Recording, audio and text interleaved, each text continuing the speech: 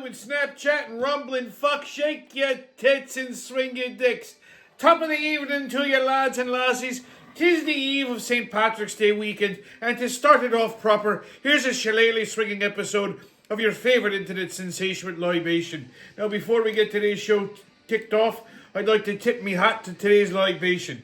I'm drinking a wee bit of Ireland's social stout, a Guinness, product of the motherland, and St. Patrick's Day wouldn't be St. Patrick's Day without a wee bit of whiskey to go with it.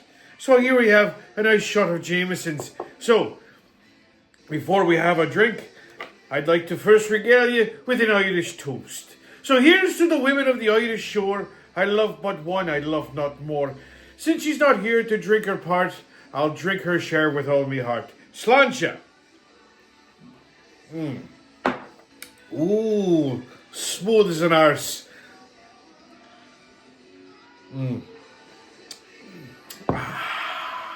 That is delightful. You know, Guinness really should only be served out of a tap, but those pub cans that you get really do a nice job. I don't know, there's like a little gas can in there. When you pop it, it like fires air into it. So when you pour the Guinness, it gives it the nice head. So, once again, sláinte. Here's mud in your eye. I do like me a Guinness. So, what a fucking week. Well, I'm all over the place today. As you can see, I'm wearing my official Steak and Blowjob Day t-shirt. Today is, in fact, Steak and Blowjob Day. And, of course, because it's St. Paddy's Day, I gotta go with the Kelly Green Yankee hat official St. Patrick's Day gear. So, as you know, Monday is St. Paddy's Day. But before we get to Monday, let's talk a little bit about Steak and Blowjob Day. This really should be a fucking national holiday. Now, I managed to find this t-shirt on Amazon where people go to find anything in creation. And like I said, today should be an official holiday, but unfortunately, Trump hasn't gotten around to signing an executive order for it yet, but I have faith in the fact that he will. You know, if you have a significant other, ladies, okay, you shouldn't be waiting for them to tell you that today is March 14th. You should have this circled, okay? That's like asking someone to take you out, that's like asking someone, you know, to take them out on their birthday. Come on, girls, get with the fucking program. Okay, like I said, Monday, St. Paddy's Day. We all know St. Patrick's Day is probably one of my favorite holidays. I don't know why. Okay, I'm not Irish. I had an Irish bar once, but that's it. Okay, I do have an affinity for corned beef, but technically corned beef really isn't what they serve in Ireland. They usually serve Irish stew, which is made with lamb, and shepherd's pie, also made with lamb. People get shepherd's pie and cottage pie confused. Cottage pie is basically shepherd's pie with beef. But traditionally, shepherd's pie is made with lamb. Shepherds raise sheep. There you go. See, that's where they got the name. Anyway. What else this week? Oh, you know, I've been saying this facetiously for years, that they're going to do a live-action version of Snow White and the Seven Dwarfs. Well, you know, Uncle Tommy wasn't too far off the fucking mark. So the Snow White movie, a live-action Snow White movie, is coming out March 21st. And holy shit, did Disney shit the bed on this one. Okay? When you think Disney can't fuck anything else up, they take a classic and they shit all over it. Okay? They had to make this one woke. Okay? They got a Puerto Rican Snow White. Now, obviously, I have no problem with Puerto Ricans. Okay? Some of my dearest friends happen to be Puerto Rican. It's not their fault that they're confused. Okay? But the name of the fucking movie is Snow White, which would imply that the broad in the movie is white. It's okay to be white. I said it. Oh my God, the racist police is circling the fucking house as we speak. Okay? If they wanted it to have a Latina in it, they would have called it Snow Puerto Rican or Snow Ricans or something like that, you know, or slightly dirty Ricans, because I mean that's just how it goes, okay? But no, they took a Puerto Rican and they made a Snow White. Could you imagine this? Like a Puerto Rican broad's gonna be wandering around the woods looking for fucking midgets? Mira, Mira, what you seven short people doing? Seven of you living in one house. Mira, but where's the bathroom? Where's the... Could you imagine? What's your name? Papi, chulo, estupido, dopey. I mean, you gotta listen to this for fucking an hour and a half? Get the fuck out of here. And they CGI'd all the dwarves because apparently it's unwoke to give 7 midgets a job. Like, that's a problem now in Hollywood. So, rather than cast 7 midgets as the fucking dwarves, which would have been the whole draw in the movie, they CGI'd them. And they won't call it Snow White and the 7 Dwarfs. I mean, that's the name of the fucking story, right? No, instead they're going to call it Snow White because calling it Snow White and the 7 Dwarfs apparently is racist and offensive to fucking midgets. Peter Dinklage, who somehow appointed himself the head midget of all midgets, okay? Dinklage, you know, the little guy from the fucking Elf movie, The Angry Elf, and then he was also in Game of Thrones. His name sounds midgety. Dinklage. Like, you wouldn't see a guy my size named Dinklage, okay? I mean, you'd have to be a tough motherfucker to be like, you know, to be over 3 feet tall with a name like Dinklage, okay? So his name even just sounds midgety. He came out and he said he doesn't understand why the dwarves have to be called dwarves. He doesn't understand why dwarves have to be in the movie. If they wanted 7 fucking homos living in the woods, they would have called it Snow White in the East Village, okay? Or Snow White in the if they had just 7 regular-sized people, it would be 7 regular people. They're fucking dwarves because they're 3 feet tall, you little fucktard, okay? He doesn't understand why they're being called dwarves. The only reason this ugly little fucking runt even gets hired is because he's a fucking midget. When they need a midget in something, they call Peter Dinklage, okay? With his big head, his little muffin hands, his chubby little ass, and his little fat bow legs, all right? No one is ever going to ask this little fuck to play Batman. You know why? He's a midget, okay? If they need an angry elf, boom, he's got it. Oh, God. Can't.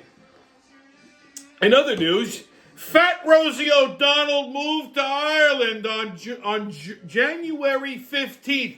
Saints preserve us! Another fat American lesbian. Good for her, you know? Good for her. Lots of useless celebrities said that they were going to do this, but I give her credit. She's the only one who actually fucking did it. Look, not that Ireland needs her fat ass, but good riddance. You know? Saints preserve us, just gonna ruin the country more. I hope for Ireland's sake she does die soon, okay?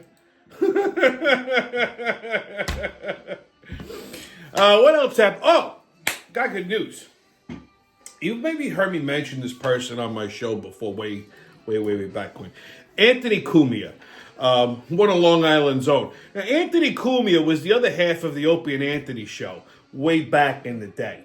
You know, they had their stint on, you know, terrestrial radio, then they went to satellite radio. Anthony kept getting fired because apparently he's a racist. He's not. He's just very opinionated, which he's a shock jock. He's supposed to be. So for the longest time, he has been banned from satellite radio, like regular broadcast radio, and because of all the Opie and Anthony shenanigans. If you happen to remember that show, I thought it was fucking brilliant and hilarious. Way better than anything Howard Stern could ever think of doing.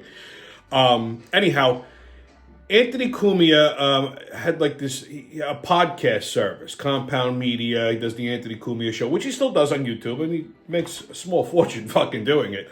Matter of fact, kind of the inspiration for this show in a roundabout way. I had run into Anthony Cumia a couple of years ago.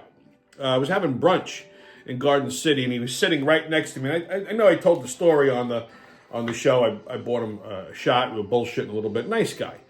Anyway, he's back on broadcast radio on 77 WABC. So I just found this out. I listened to his first show. You could actually download the app. You know, it runs from like 8 to 10 every Sunday night. And 77 WABC is a very conservative station, has like Joe Piscopo on it and all these other things. It's a good station. It's an AM station, so you could listen to it in real time on an AM radio should you actually have one of these archaic devices. But if not, you can download the app and you can listen to it at your leisure in the form of a podcast. Great show. He's very funny, very informative. Yeah, salud, Anthony. Welcome back to broadcast radio. Anyway, what a show. Vulgarity, rat shit, dogs and turtles. The Friday wrap-up's got it all. There'll be no leprechauns or banshees here, so hold on to your shamrocks, me buckos. 'Tis over the rainbow and to the pot of gold we go. So, on your Hochul hoedown, Kathy Hochul has stated that she will not comply with federal orders to assist in rounding up and deporting illegals in New York State. Which absolutely fucking confounds me. Like, I don't understand what the logic is in that. Okay, you want to be a sanctuary city. You got fucking rapists and terrorists and all kinds of fucking malaligned fucking immigrants running around causing nothing but damage and havoc and chaos. Okay, here, just this morning, I was watching Channel 12. Some illegal fucking migrant sired a fucking baby. Big surprise there. They can't stop fucking. The kid was like maybe 20 years old, 22 years old. And then he killed the baby because he didn't believe it was his. And now he's going to get life in prison in one of our jails. So again, he's going to be usurping taxpayer money to shit and piss in a fucking 5x5 room. Okay? But this fucking dumbass governor, okay, who makes fucking Cuomo look like a doctor, pains me to say that, all right, doesn't want to assist in rounding up and deporting illegals, okay? Well, my friend Tom Homan said that if that's the case, ICE agents will be flooding New York State. And if Horseface Hochul doesn't cooperate, in my opinion, she should also be arrested and charged, prosecuted for federal obstruction, because that's exactly what it is. This is a federal mandate. It's a federal law. If the governor of the state does anything to impede that or obstruct it simply by not cooperating, that's obstruction. She should get. If I obstructed justice, I can't tell you how fast they'd slap handcuffs on me, right? So I think the same thing should happen. Lock her up, give her mugshots, fingerprints, put her in a fucking holding cell and keep her there because she's a flight risk until it's time for her to be arraigned and tried. Watch how fast all these other fucking governors and all these blue states fall in line when that happens. Okay? Hey, listen, you want to make an omelet, you got to break a couple of eggs. Okay? All right, kids, get your tickets out. We're about to hop onto that maniacal, magical express in the mayhem and fuckery. The crazy train's about to leave the station. But, woo! First stop, Buffalo, New York. Now, you kids know by now that I'm a hat guy. I'm a big hat aficionado. And my preferred brand of hatting, or hats, is New Era. I like New Era hats. From time to time, I'll wear like Mitchell and Ness, but 99.9% of the time, I'm rocking a New Era. New Era is also the official hat of Major League Baseball and many other sports, NFL, NBA, all that stuff. So, this particular news clip has to do specifically with New Era hats, a company that I've patroned for many, many years. So apparently, now every so often they got, how many fucking team hats can you have, right? So they got to kind of like refresh them, rebrand them, come out with some new designs to get people to buy them. I have like 97 fucking Yankee hats. They may even be all the same color, but they got different shit going on. Okay? So this new line of hats they came out with just recently, they took like the team logo and they imprinted it over the team name. Okay? And it produced some it inadvertently produced some vulgar hats that had to be pulled from the store shelves. So, like, for example, the Houston Astros became the Houston Ashos. The Anaheim Angels became the Anaheim Anals, which I think is kind of apropos. And my personal favorite, the Texas Rangers have become the Tetas. I must have this hat. Okay, I've been scouring the fucking internet for it. They pulled them all. I would wear this fucking thing every day. What would be better than a fucking hat with a big T in the middle of it, and it says tetas. It says tits right across the back of my hat. I think that's the best thing in the fucking world. They could sell this hat for $200 a piece, and they'd sell out. Okay? How the fuck did no one notice this while it was in the design phase? This is what happens when you have fucking DEI hires.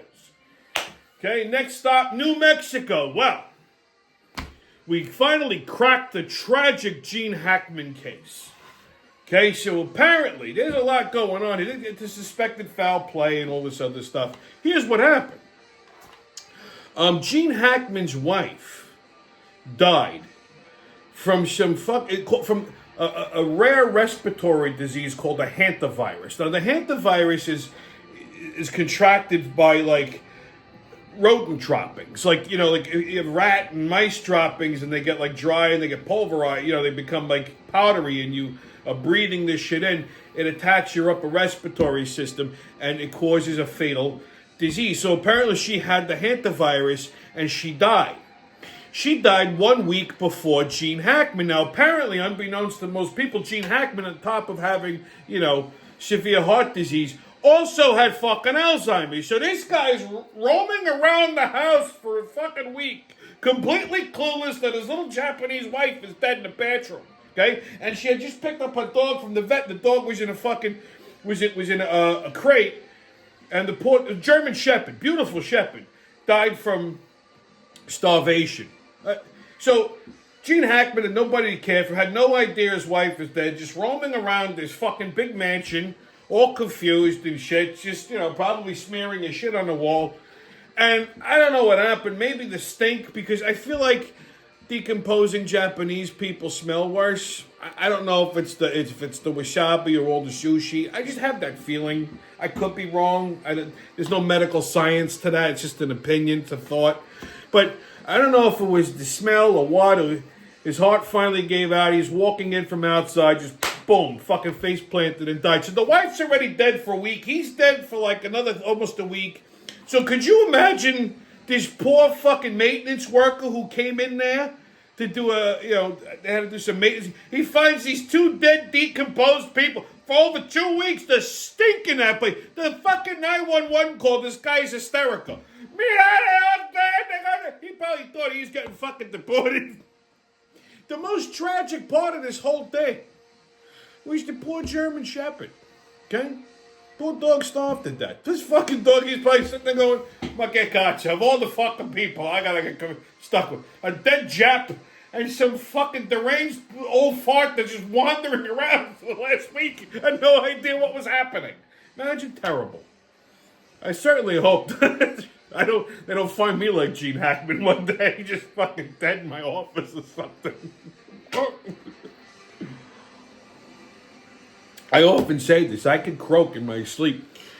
No one's going to find me for about a week. It's sick but true. All right, next stop, Oregon. So, I'm a big fan of dogs. I love dogs. I've grown up around dogs. I like dogs more than I like people. And I have like my favorite dog breeds, And one of my absolute favorite dog breeds, believe it or not, is the English Bulldog. They're not known for their imposing size or for being overly energetic or athletic. They're kind of like a fat little meatloaf of a dog, but a rumply little face. They snore, they fart. They're basically a couch potato. Perfect dog. It doesn't require a lot of work. Okay? And like I said, they're usually, basically a couch potato. Well, this particular English Bulldog didn't get the memo. Meet Chowder, the skateboarding bulldog.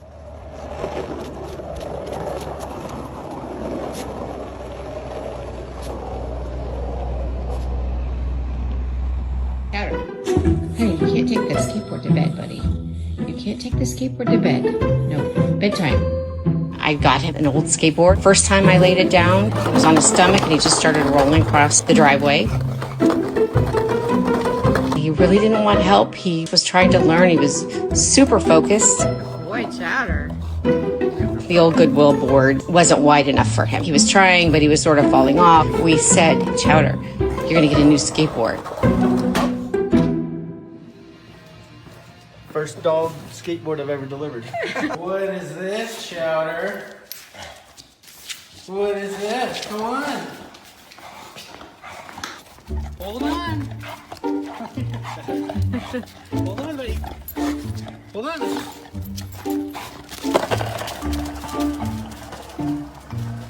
You ready to go skateboarding, Chowder? Yeah? Oh my god.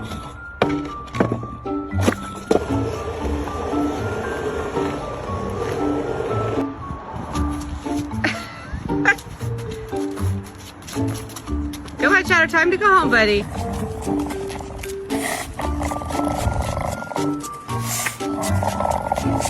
Ready to go home? Ready to go home and have some dinner, okay? All right. All right. He just wants to skate, so he's not as much of a cuddler, but he's very sweet. Come on, let's go skateboarding. Want to go skateboarding? Come on. How about that, kids, huh? A fat little bulldog on a skateboard. This fucking thing cracked me up. It really did. While we're in Oregon, let's go over to the City Council Mental Health Advisory Board, where one of the board members, in a Zoom meeting, because God forbid people should actually go to work, regaled everybody with her new pronoun. Apparently, she has a new pronoun, and her new pronoun is turtle.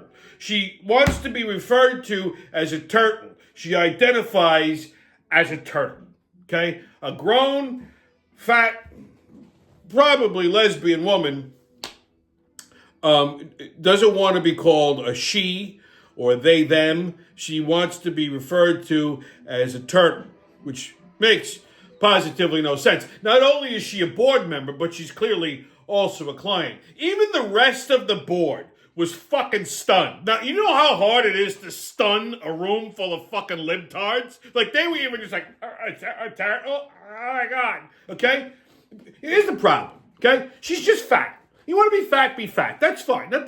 No one's telling you to not be fat, but at least embrace it, okay? Don't try to come up with something cute to mask the fact that, you know, you're fat. Calling yourself a fucking turtle is actually insulting to turtles. Because you know what? Turtles don't eat cheeseburgers. If you were really a turtle, you'd be eating lettuce, and therefore you wouldn't be fat. So the whole fucking thing makes clearly no sense at all.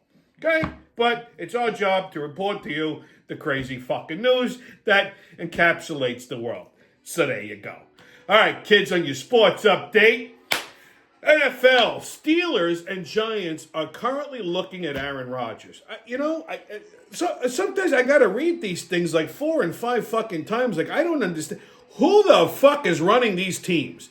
Listen, Aaron Rodgers was a great quarterback in his prime. Okay? The Jets are the team where good quarterbacks go to die. Okay? Just ask Brett Favre. You know? Partially Aaron Rodgers' fault for being stupid and not retiring, and partially the Jets' fault for being the fucking Jets. But this kid he's my age. He still wants to fucking play. The Giants even entertaining the notion of Aaron Rodgers is so beyond fucking retarded that I can't even believe that I'm actually saying this out loud. Okay? They need to they don't have a team. You can't take a guy like Rodgers and throw him into the fucking shit team that we got. Okay? What they got to do is just scrap the whole fucking team and build it back up from the beginning. What they should be looking for, they should be looking at the draft because they should be looking at a franchise quarterback. Aaron Rodgers isn't a franchise quarterback. He's maybe good for a half a season. You want to use him as a fucking backup, fine. But the Giants have enough backup quarterbacks. What we need is an actual quarterback, okay? And the Steelers, I don't know what the fuck is in their head. I hope he signs with Pittsburgh and New York doesn't get fucking mentally irregular and try to actually make a run at this guy. It makes no earthly fucking sense to me. And I can't believe we're talking about football in fucking March. That's how stupid this whole thing is. NHL, Rangers and Blue Jackets Saturday at 7 o'clock. Islanders and Oilers tonight at 7:30. NBA, you got your Knicks and Warriors Saturday at 8:30. Nets and Celtics Saturday at 6 o'clock. And Bulls and Rockets Saturday at 8.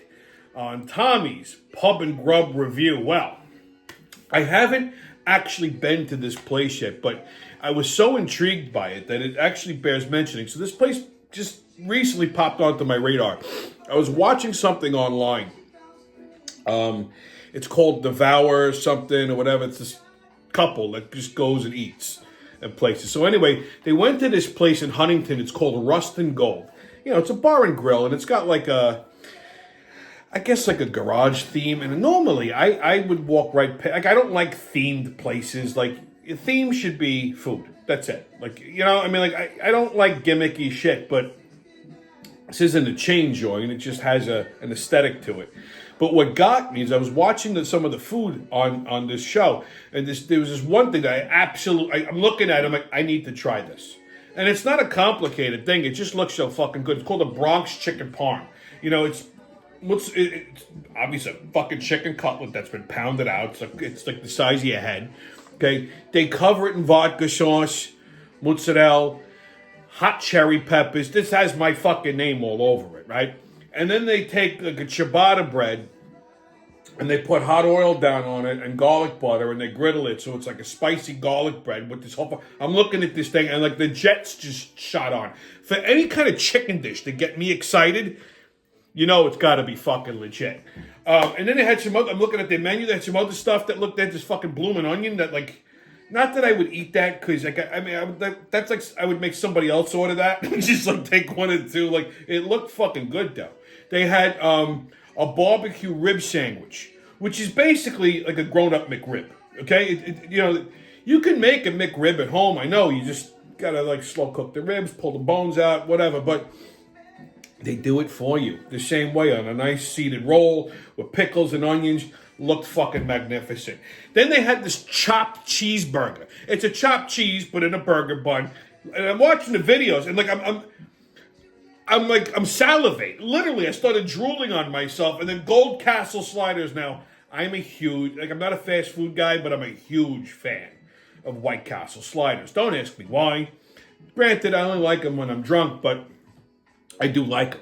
And this is their riff on it. So they're fucking like 3 times the size of a White Castle slider, but they're grilled on a bed of steamed onions. These fucking things just look good. The menu was just pure fucking food porn, okay? I'm looking at this thing, and I had a raging chubby the entire time, okay? This is a place I do need to check out. I think it's on Main Street in Huntington. Rust and Gold, if you're down there. Go check it out if you get there before me. Let me know how it is, because it looked fucking magnificent. Looks like a good Sunday fun day spot.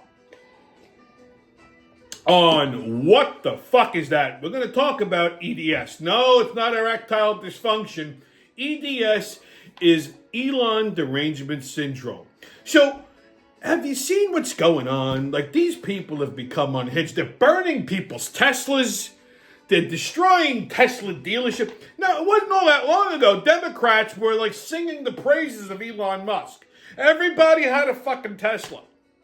And then all of a sudden, they flipped. They've lost their mind. So why are all of these Democrats losing their mind and becoming completely fucking unhinged?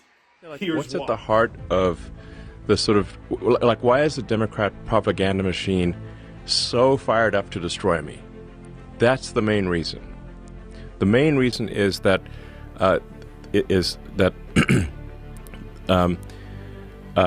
entitlements fraud. That includes like Social Security, disability, Medicaid. Entitlements fraud for illegal aliens is what is serving as a gigantic magnetic force to pull people in from all around the world and keep them here. Like basically, if you pay people at a standard of living that is above 90% of Earth, then you have a very powerful incentive for 90% of Earth to come here and to stay here. But if you end the illegal alien fraud, then you turn off that magnet, and they leave, and they stop coming, and the ones that are here, many of them will simply leave. And if that happens, they will lose a massive number of Democratic voters. And if it didn't happen, they would turn those people into voters. Correct. Which they were trying to do. They're already turning them. So in New York State, illegal aliens can already vote in state and city elections. A lot of people don't know that. They're trying to fight that, and they're trying to stop that, but they're currently, I think it's like 600,000 are registered to vote, illegal aliens in New York. That is wild. Yeah. Well, I mean, if you look at, say, FEMA, like the agency that was paying for illegal aliens to stay at luxury hotels in New York was FEMA. That's an agency that's meant to support Americans in distress from natural disasters, was paying for luxury hotels for illegals in New York. It's true. Yeah. That's a fact. Fact. They're literally, like, when we stopped that payment, we stopped all those monies, because that's obviously an insane way to spend taxpayer money. The New York sued the federal government to get the money. So you can just look at their lawsuit. They were sending that money even after President Trump signed an executive order saying it needs to stop. They still pressed send on $80 million to luxury hotels in New York. Your tax money went to pay for illegal aliens in luxury hotels in New York from an agency that is meant to help Americans in distress from natural disasters. Right, and I would like to That's know fucked how up. much. And I would like to know how much they spent on North Carolina and how much they spent on Maui. Yes, exactly. What's actually happening is they're buying voters. That's really what's happening. It's like a giant voter fraud scam. They're importing voters, and it's really just a matter of time. So, like, if a lot of people have trouble believing this, but the more you look at it, the more you will realize just how much of a problem this is, and how it's not just real. It is an attempt to destroy democracy in America. That's what it, in my view, it is what it really is. Like, if you take the sort of 7 swing states, like, often the margin of victory there is like maybe 20,000 votes. If you put 200,000 illegals in there, and they have like a 80% likelihood of voting Dem, and it's only a matter of time before they become citizens, then those swing states will not be swing states in the future. And if they are not swing states, we'll be a permanent one-party state country. Permanent deep blue socialist state. That's what America will become. And that was the game plan. That was the game plan. That is still the game plan. And so they almost succeeded. If the machine of which the Kamala puppet was the representation had won, that's what would have happened. The reason I went so hardcore for Trump was because, to me, this was a fork in the road, a very obvious fork in the road. If they had another 4 years, they would legalize enough illegals in the swing states to make the swing states not swing states. They would be blue states. Then they would win the presidential. They'd win the House, the Senate, and the presidency. They would then make district, DC, into a state. Maybe Puerto Rico, get 4 extra senators, pack the Supreme Court. So then you'll have the House, Judiciary, Senate, and presidency, all blue. And then they will keep importing more illegals to cement that outcome. Basically what happened in California. Jesus Christ. It would have been the end. That's why I went so hardcore for Trump. It was otherwise been the end. And that's why the Democrat machine is so intent on destroying me. It's just so fascinating that people can't see this. I mean, I invite people to do their research. The more they do their research, the more they will see that what I'm saying is absolutely true. A little long, I know, but 1,000% dead on balls accurate. Hey, the more you know. Don't ever say the Friday wrap-up is not an educational show. Okay, kids, your Hey PSA. kids, Tommy the Talking Tampon here today with your PSA. So, as was mentioned earlier in the show, today is Steak and Blowjob Day, which is a pretty big day for guys. Ladies, Your gentleman friend should not have to tell you that today is steak and blowjob day. You should already have this marked off on your calendar. It is a very important day because you know what? Your guy does plenty for you all year long, and this is the time of year where you could show your appreciation for all of the wonderful things that he does. And you know what? If your guy doesn't do a lot for you throughout the year, well, maybe you should step your steak and blowjob game up. So, take your gentleman friend out for a nice steak, and when you get home, swallow that knob. Don't do like the little, you know how you girls do. Like you take a cup. It's not a Tootsie Roll Pop. Don't take a couple licks and think you're going to get to the center. Go all in, girls. Go ahead. Back of the throat, just dive right in. It's only once a year. And you know what? You might get a little reciprocal the next morning. And for you gays out there, well, you have double the pleasure. You guys could take turns. Maybe flip a coin and see who buys dinner tonight.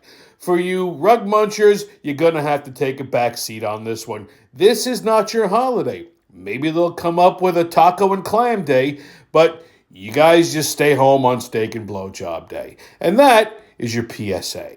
And as a bonus PSA, I have noticed that people are still wearing masks. Today, as I was driving down Franklin Avenue, I noticed a lady next to me who pulled her mask down to eat a strawberry, then put her mask back on. And she was all by herself in the car. I think that going forward, there should be some kind of a law or precedence that if you see someone still wearing a mask 5 years after COVID, you have the ability or the right to smash their face in. Stay COVIDless, kids. No mask, don't ask, haters and kiss my ass. And remember, who loves you, babe? It's been your Friday wrap-up, and I'll see you when I see you. And happy St. Patrick's Day, Sláinte.